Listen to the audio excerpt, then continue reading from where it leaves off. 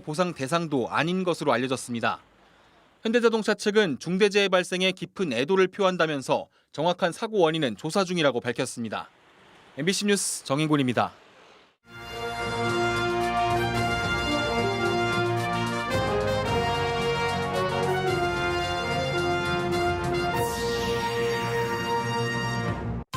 (4.15) 총선 선거 부정 혐의로 기소된 정정순 의원이 1심에서 징역 2년의 당선 무효형을 선고받았습니다.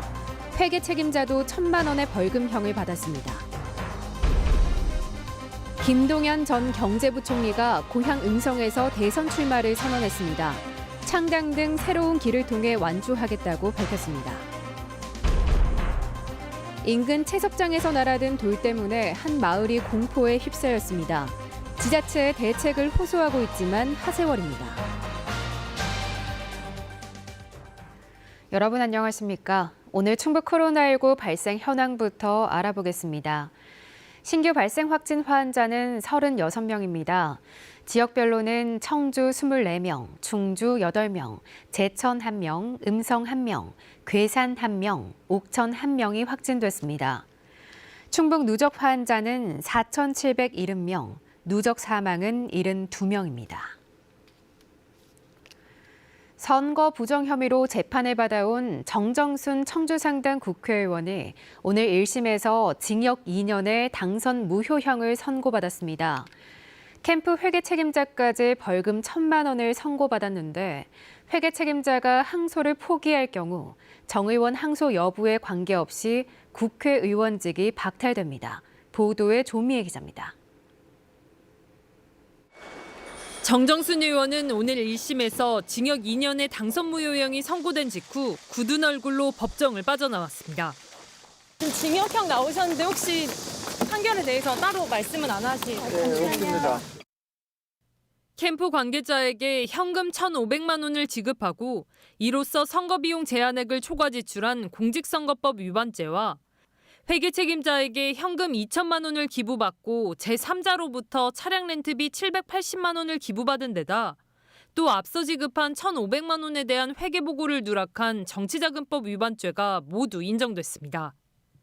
또 수행비서가 청주시 자원봉사센터 소속 직원으로부터 선거구 봉사자 명단을 불법 취득할 때 정 의원이 공모했다는 개인정보보호법 위반죄도 그대로 인정됐습니다.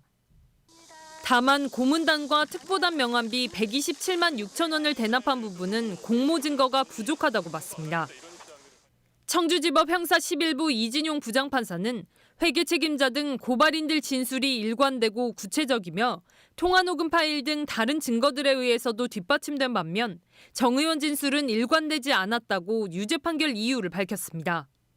정 의원 측이 끊임없이 문제를 제기한 회계 책임자의 고발과 검찰 수사 과정은 적법하게 이루어졌다고 판단했습니다. 그러나 도주와 증거인멸 우려는 없다며 법정 구속하진 않았습니다. 정 의원에게 정치자금 2천만 원을 기부하고 정 의원이 캠프 관계자에게 교부한 1,500만 원을 회계보고에서 누락한 캠프 회계 책임자에겐 벌금 1,000만 원이 선고됐습니다. 항소하실 뜻은 있어요? 생각 안 해봤습니다. 정 의원 측은 즉각 항소했지만 정 의원 재판 결과와 상관없이 회계 책임자가 항소를 포기하면 정 의원의 당선은 무효가 됩니다.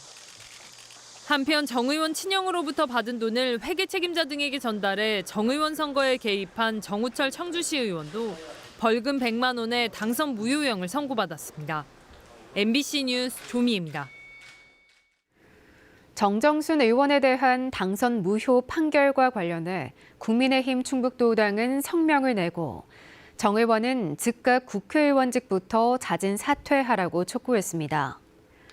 또 고발과 구속, 재판에 이르는 과정에서 검찰과 고발인 야당 위원장이 유착됐다는 황당무계한 여론전을 편 것에 대해서도 청주 시민 앞에 석고대죄하라고 주장했습니다.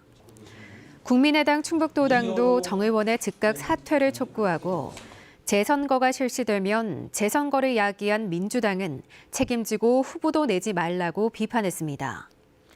한편 민주당 충북도당은 항소 등의 추후 과정을 지켜본 뒤 공식 입장을 내놓기로 했습니다.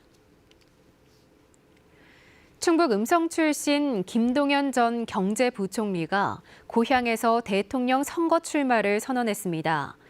고향에서 출마 선언을 했던 프랑스 마크롱 대통령을 언급하며 벤처를 창업하는 심정으로 기존 정치권이 아닌 창당 등 새로운 길을 통해 완주하겠다고 밝혔습니다. 보도에 신병관 기자입니다. 김동연 전 경제부총리가 대선 출마를 선언한 곳은 고향이자 공직 생활을 시작했던 충북 음성. 고향에서 출마 선언을 했던 프랑스 마크롱 대통령을 언급하며 거대 양당 중심의 정치판을 바꾸기 위해 벤처기업을 창업하는 심정으로 정치의 첫 발을 내딛는다고 밝혔습니다. 정치 세력 교체를 하는 것이기 때문에 새 유불리나 또는 정치 공학에 기대서 하는 정치의 생각은 전혀 없습니다. 김 전 부총리는 부총리를 그만두고 지난 2년 반 많은 사람을 만난 결론은 정권을 넘어 정치의 재창출이었다며 기존 정치권과 선을 그은 배경을 설명했습니다. 안철수 국민의당 대표와 만날 의사가 없고 고향 선배인 반기문 전 유엔 사무총장과도 연락은 하지만 정치적 의논은 없었다고 밝혔습니다. 어떤 방식으로 대선을 향해 갈지에 대해서는 창당을 포함한 모든 방법을 검토해 조만간 발표하겠다고 덧붙였습니다. 디지털 정당도 있을 수가 있겠고 또 메타버스 정당이 될 수도 있겠지만 국민들이 즐겁게 참여하고 토론하고 즐기는 그런 정치 플랫폼을 만들겠습니다. 이 밖에 충청권 대망론과 관련해 충청이 지역주의를 끝낼 곳이라고 평가한다며 태어나거나 자라지도 않았는데 고향이라고 하는 건 바람직하지 않다고 윤석열 전 검찰총장을 겨냥하기도 했습니다. 앞으로 대선까지 반년 남짓, 정치 벤처의 꿈을 실현할 수 있을지, 찻잔 속 태풍에 머물지, 김동연 전 부총리의 정치 실험이 시작됐습니다. MBC 뉴스 신병관입니다. 정부 방역 지침에 따라 충북의 사회적 거리 두기가 2주 더 연장됩니다. 오는 23일부터 적용되는 방역 기준에 따라 식당과 카페, 편의점의 실내와 야외 취식이 4단계인 충주에서는 밤 9시부터, 3단계인 다른 시군은 밤 10시부터 전면 금지됩니다. 충주에서는 목욕장업, 실내 체육시설, 노래 연습장, 학원, 대형마트 종사자는 2주에 한 번씩 검사를 받아야 합니다. 충주 지역 모임 인원 제한은 일부 완화돼 접종 완료자 2명이 포함되면 오후 6시 이후에도 4명까지 사적 모임이 허용됩니다.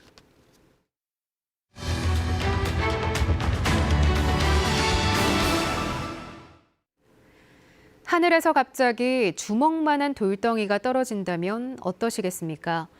충주의 한 마을에서 일어난 일인데요. 인근 채석장에서 화약으로 돌을 깨 채취하다 튄 건데 이번이 처음이 아니라고 합니다. 그런데도 허가권자인 충주시는 지금으로선 주의 조치를 내리는 게 전부라고 하는데요. 이유가 뭘까요? 보도에 이지영 기자입니다. 충주의 한 마을 어귀에 자리 잡은 주택. 지붕에 주먹만한 구멍이 뻥 뚫렸습니다. 비가 오면 줄줄 새 급한 대로 막아놨습니다. 집주인은 갑작스러운 구멍이 황당하기만 합니다.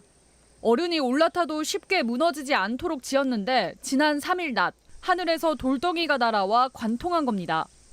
조금만 멀리 떨어졌어도 가스통을 칠 뻔했습니다.